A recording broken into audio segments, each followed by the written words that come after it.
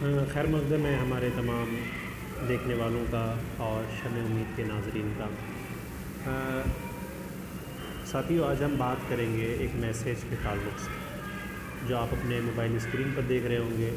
अगर कोई भाई भी उर्दू से BA MA किया हो तो आर्मी में मौलवी के लिए बहुत सुनहरा मौका। पेमेंट 70,000 के लगभग शुरू। प्लीज़ कोई हो तो एक बार ट्राई करें। आपका काम सिर्फ नमाज़ पढ़ाना, बाकी कोई ड्यूटी और काम नहीं है। आज हम इसी मैसेज के बारे में हम बात करेंगे। सोशल मीडिया पर काफ़ी तेज़ी से वायरल हो रहा है और तकरीबन हर व्हाट्सएप के ग्रुप में 2 बार 4 बार 5 बार 7 बार भेजा जा रहा है। तो आखिर हम जानेंगे कि इस मैसेज की हकीकत क्या है और क्या वाकई 70,000 रुपये सैलरी दी जा रही है, और क्या इस एग्ज़ाम के लिए, इस वैकेंसी के लिए BA और MA का होना ज़रूरी है, और क्या ये नमाज़ पढ़ाने की जगह है इंडियन आर्मी में या कुछ और है। तो हम वो पूरी जानकारी लेंगे इस हवाले से, ताकि हमको और आपको सबको तशफ़ी हो जाए। तो एक बार हम इस लिंक पे क्लिक करते हैं।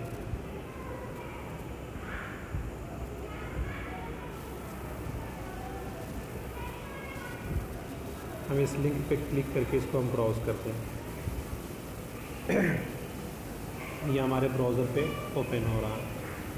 फिर देख लीजिए, जब हम इसको खोलते हैं तो join Indian army religion teachers online form 2018। तो आप समझ गए होंगे कि ये रिलीजियंस टीचर मतलब मजहबी उस्ताद, ये इस हवाले से है। Join Indian army has recently invited to online application form for the post of religion teachers in various language 87 88 post। तो ये सारी डिटेल यहाँ पर लिखी हुई है। अब इसमें एक चीज़, तो पहली चीज़ ये गलत बताई जा रही है कि ये इमामत की जगह है। हाँ, मैं मानता हूँ कि इमामत की जगह हो सकती है, लेकिन इसमें साफ़ तौर से लिखा हुआ है कि जहाँ पे इंडियन आर्मी का कैंप होता है, या जहाँ कहीं पे भी इंडियन आर्मी का जो एक बड़ा मरकज़ होता है जहाँ पे बना हुआ होता है, जहाँ पर इंडियन आर्मी के जो बड़े अफसरान हैं या फिर जो फ़ौज के लोग हैं जिनको क्वार्टर दिया जाता है रहने के लिए, वहाँ पर उनके स्टूडेंट, उनके जो बच्चे हैं, उनको मजहबी तालीम देना है।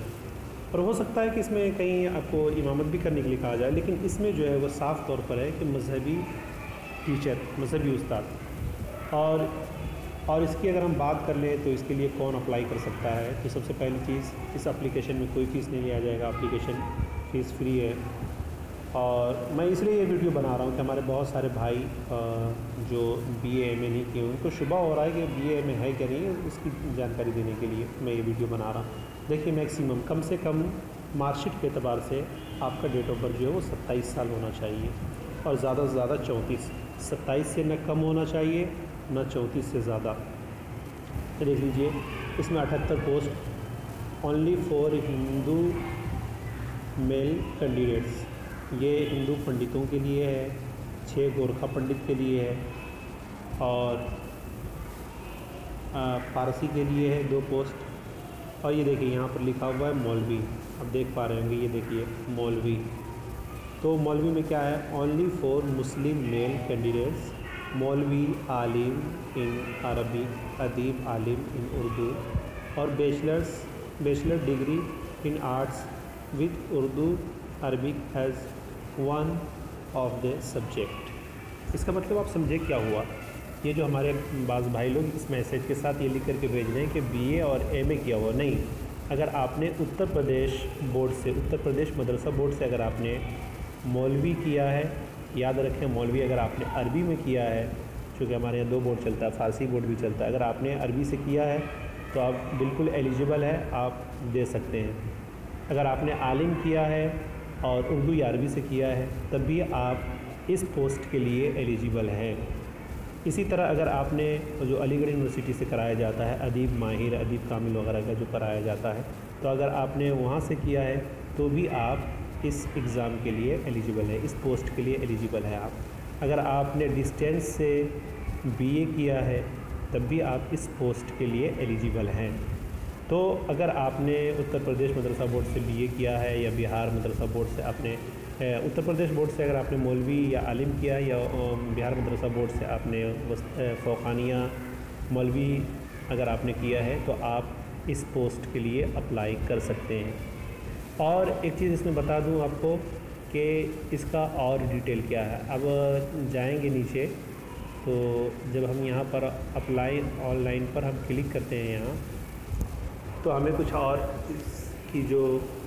इसके जो नज़्म है, ज़ब्त है, इसके जो क़वानीन है वो हमें यहाँ पर तहरीर मिलते हैं, तहरीर किए हुए मिलते हैं। आप इसको पूरा पढ़ सकते हैं। चूँकि वीडियो ज़्यादा लंबा हो जाएगा इसलिए मैं आपको शॉर्ट में बता दूँ कि जब आप ये फॉर्म भर देंगे, इसकी लास्ट तारीख़ जो है वो भी मैं आपको बता दूं कि इसका लास्ट डेट 3 नवंबर जो आने वाला है, नवंबर, अभी अक्टूबर चल रहा है, ये 3 नवंबर तक इसका लास्ट डेट है।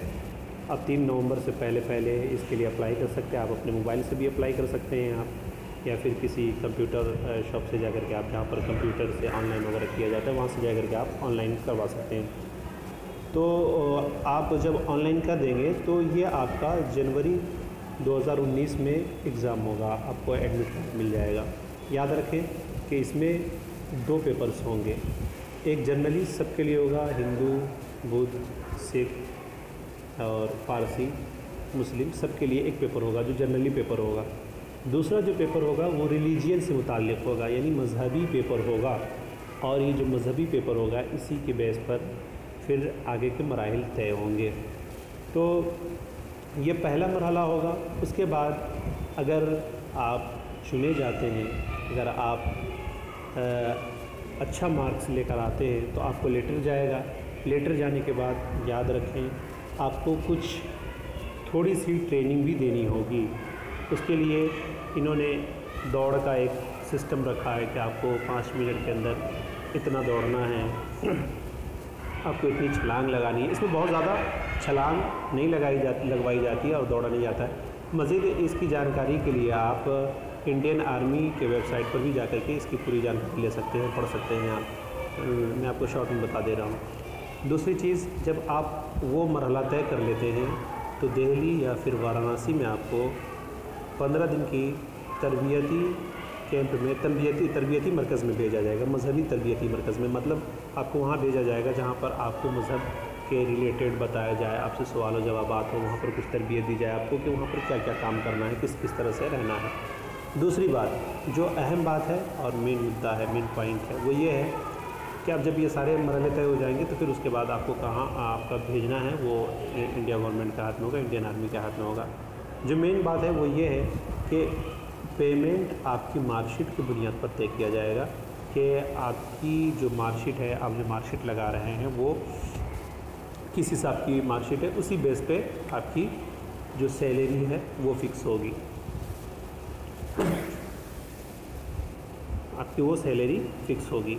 तो ये एक जानकारी थी जिसके बारे में बहुत ज़्यादा वहम था। तो मैं आपको कहना चाहता हूँ कि अगर आप आलिम हैं या मौलवी हैं या फिर आप बिहार बोर्ड से वस्तानिया फ़ौक़ानिया मौलवी वगैरह किए हैं, तब भी आप इस एग्ज़ाम के लिए एलिजिबल है। तो ये छोटी सी जानकारी थी। अगर आपको ऐसा लग रहा हो कि इसके अंदर अगर आपको हमने कुछ जानकारी दी है तो इस वीडियो को ज़रूर अपने दोस्तों के साथ शेयर करें ताकि उनके दिल में जो शुबा है वो शुबा भी ख़त्म हो जाए और वो पूरी जानकारी भी ले लें। Thank you.